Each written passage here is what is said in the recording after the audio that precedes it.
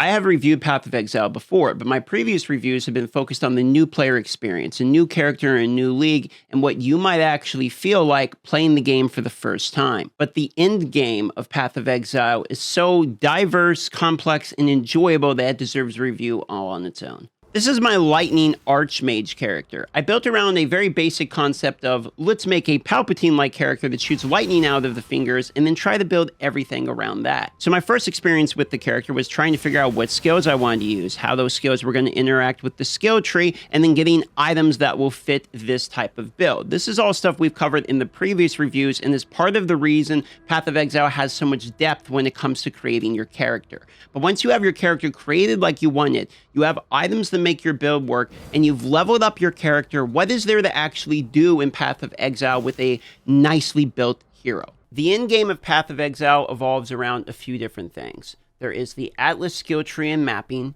There is in-game bossing, such as the Uber bosses and chase goals. Then there's also chase items, or the acquisition of currency if you are within a trade league, to save up to purchase larger items to min-max and improve your build. All three of these offer different functionality of gameplay, as well as focusing on the same core concept, which is either improving your characters or achieving milestones. Let's talk about the first one, which is mapping. Mapping is effectively, after you beat the campaign, you unlock something called the map device. The map device allows you to put different styles of maps into the map device in order to open up portals that are going to take you to that said map.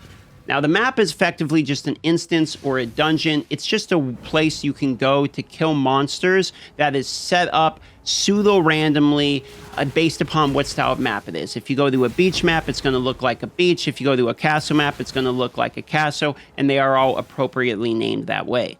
Now, the part that makes this interesting is when we get into the Atlas skill tree. This is not like your normal skill tree that affects and modifies your character. Instead, this is the Atlas skill tree that modifies the map itself that you choose to go into. Meaning, when I activate a map, if I go here and I show you, these are your maps, you collect these throughout the game. If I have a map, okay, and I take this map and I put it in the system, when I take this same map and put it in, because of the way I chose to put my Atlas tree skill points in, it will be a different style of map and have different activities to do in the map than somebody who went a different style. To give you one such example, if you look at my Atlas skill tree, you're going to notice I have a lot of blight-related perks. Effectively, blight is the tower defense style in this game. I like that a lot. So when I do my maps, every map, more or less, is going to have a blight or tower defense bonus activity within it. I've also chosen to block all of the other activities, even though I could have other ones show up.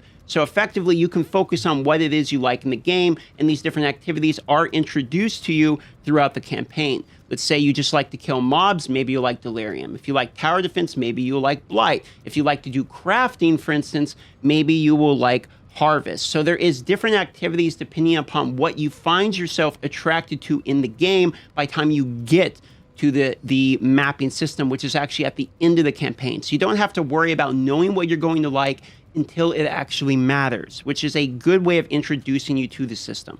It's important to note here that while the map system might sound complicated, you see all of these different skill trees, you hear, oh, mapping and modifiers and all this, it's actually a lot more simple than it sounds. By the end of the campaign, you will know what you like about the game and what you don't like about the game. And mapping is just a way of not forcing you to do what you don't like, but allowing you to focus on what you do like instead.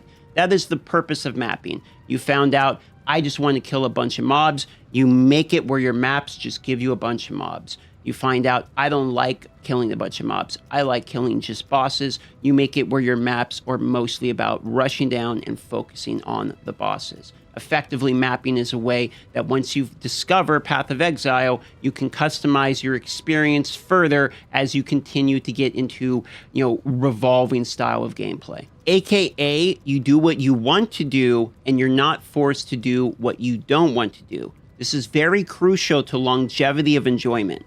I like the tower defense blight modes, but then I later found out I actually really like bossing. In order to kill bosses, however, I need these fragments, and these fragments can be very expensive to purchase. So what I ended up doing was farming the tower defense mode for currency that then I can use to purchase to farm more bosses and maybe get a big chase item drop, which will pay off the bosses. This is how I've been trying to attempt to make my currency. Effectively, I really like bossing, but it takes currency to get there, but I still get to do another part of the game I really like in order to do the further part of the game I like. It's not forcing me through a circular farming of shit I hate to do in order then to do the one time I actually like to do something. The whole time I'm playing, I'm doing things I enjoy within the end game. That is the beauty so far of the mapping system and the customization in the game. You're not stuck doing bullshit.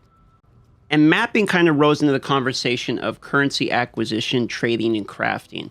Now, if you are a normal character, meaning not solo self-found or basically an Iron Man where you have to acquire all of your items, then you have access to Trade League, meaning you can sell items, you can purchase items. However, keep in mind that it's basically required, though not technically, but kind of is, in order to be able to actually trade properly, you're going to need premium stash tabs, which allow you to be able to go and set prices of items, then putting them on the website so you can sort of automate the process of trading. People can send you offers, you can invite them to your party, and then you would trade an item.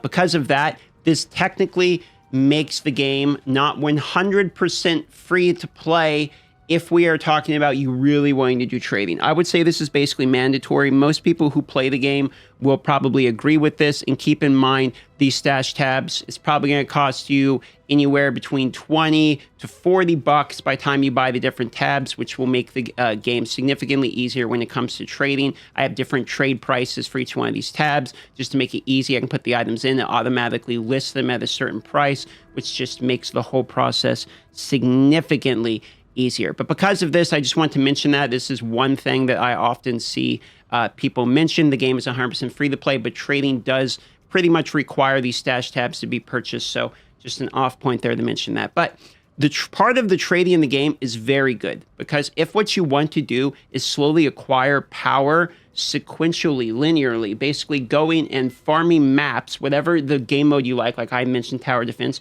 or you can just farm mob killing if you're a delirium guy, etc. And then you can take these items, sell them on the market, and use that to slowly power up your build continually. This makes it where no matter what you're actually doing in the game, you're working towards a goal. However, if you're a solo self-found or like Iron Man, by the way, type of character, then you're basically acquiring currency, which the currency itself you will then use to build items in order to craft items up. So kind of crafting / trading is another in-game part of the loop, which kind of comes back to mapping and bossing. You acquire either items to sell, which then you purchase other items, or you're going to learn the crafting system. And the crafting system would deserve a video all on its own. It is extremely in-depth. You can basically craft almost any item you want in the game, and each one of these items would do something different entirely. So I'm not going to go into the crafting in depth in this video. Just it's suffice to say that crafting in and of itself is a whole extremely complex, deep in-game portion of the game. In fact, it's so complex and not complex like, well, oh, it's impossible to learn.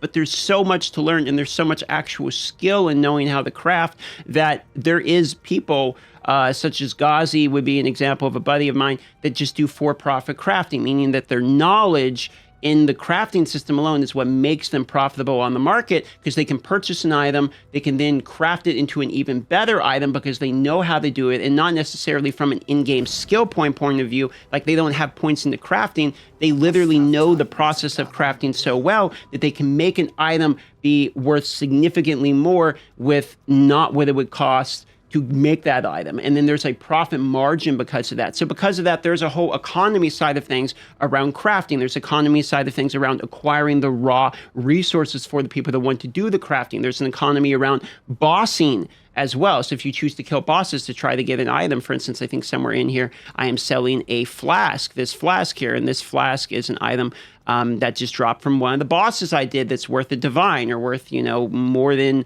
like 4 or 5 of these other items in here combined. So because of that, there is a whole subsection around economy as well as crafting that's part of the in-game loop that is definitely worth mentioning. And it's so significant to the point of, You can buy and sell for profit if you're into that. You can craft for profit. You can literally go acquire the things for profit. Or if you're solo self-found, then you can learn the crafting system yourself in order to make the items you're going to need. And the currency that you're acquiring slowly is kind of sequential, linear way of progressing your character. So eventually you have the currency you need to then craft the items. So even when you're not able to trade because you are self-limiting, you're restricting yourself with solo self-found, all of the each individual items you get that can be used for crafting then also benefit you, so it doesn't even lock you out of the entire side of the game. So even acquiring currency is useful for a non-trading character. And because of this, trading and crafting adds significant amount of what I would say post-build gameplay. After your character is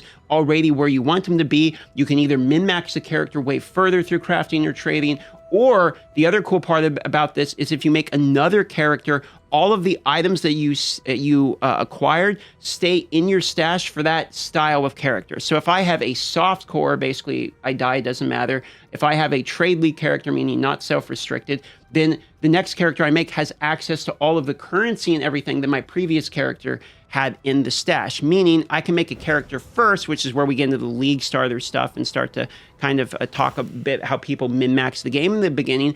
But effectively, if your first character is someone who farms currency very quickly, then your second character can be a character that takes a lot of money in order to build to make an even stronger character. So that comes into the part of the game where people, I'm just now learning, where people start with their first character being someone who goes through the maps very quickly to acquire currency. Then their second character is a more elite style build that is very expensive to build, but you want to do it from the ground up with like the correct items, etc. And that gives you further in-game by making a character to then make a character. And you can see how that would add even more layers of gameplay into it. I could go on and on about how crafting currency influences the game, but I think really this point doubles down, even for hardcore and solo self-found, which is what I'm doing today on live stream. If you want to come by, you can. I'm doing a hardcore solo self-found, basically got to do it yourself style. Even if I die today, okay, my character will have found some items myself on the hardcore style, so I can make another hardcore solo self-found, and I can have some of the things come along with me to help out my other character, like a stash in Diablo 4, if you're familiar. So because of that, everything that you do in the game is benefiting you. No matter if you're going to make a new character or if you're going to just double down on this character, or even just from a learning aspect, everything you do in the game benefits you. So you feel like you're never really wasting your time because you're always doing something that more or less down the road will matter. Then we also have what is becoming my new favorite part of the game, which is bossing. Now there are different variants of bosses. There are the normal bosses, and there's 8 or 9, I forget off the top of my head, different bosses in the game that you can learn. And then there is uber variants of those bosses. And the uber variants are extremely difficult, both in the tanky damage way where, okay, they're tanky and they do way more damage, so you're going to need to have a tankier build and do more DPS, but also in the skill-based way where you're going to need to have better reaction time. Some of them literally put their moves out faster than their normal variant. They also have different mechanics. For instance, in the boss fight that you're watching right here, in the normal variant, there's a shield in the middle you can go to stand in when he's doing his AoE that he's about to do right here with all these purple orbs. But in the Uber version, there is no shield. So you either need to tank them or have potions to know how to deal with them, or just straight up dodge the abilities. And the cool thing about the Ubers is when I'm fighting them, I have yet to feel like this is just some cheesy bullshit mechanic and that's why I died. I've always died and got mad at myself because I realized I can beat this. There is a way out of this situation. I could have dodged that. And because of that, it makes me actually feel like your skill expression, to steal a line from League of Legends, actually does matter in this game. And you can actually really tell the good from the great players in this. And I think there are examples of this that are notable in the community. For instance, Ben's the one I always hear about that can beat these Uber bosses way faster than anybody else with a completely undergeared character just out of pure raw mechanics. And I think that's super cool to have in the game. That allows your mechanics to mean something, but also you can still get a build to down these if you need to be able to do it with just a build that's absolutely busted, for instance. So there is a really good boss fights, a really good boss fighting mechanics, really good circle gameplay loop of needing to farm the currency because you need fragments in order to even do the bosses, which gives value to doing other parts of the game because you can't just spam the boss every time. Each time you do the boss is valuable because if you aren't able to beat it within your 6 portals, or if you're hardcore and die, you not only lose your character, but if you're softcore and you die 6 times, you're not going to be able to kill the boss, which means all of the profit margin from defeating the boss and getting the items goes right out the window. So you would actually lose currency. So there is some risk and reward with boss fighting as well. And I'm really, really starting to enjoy the boss fighting side of the game.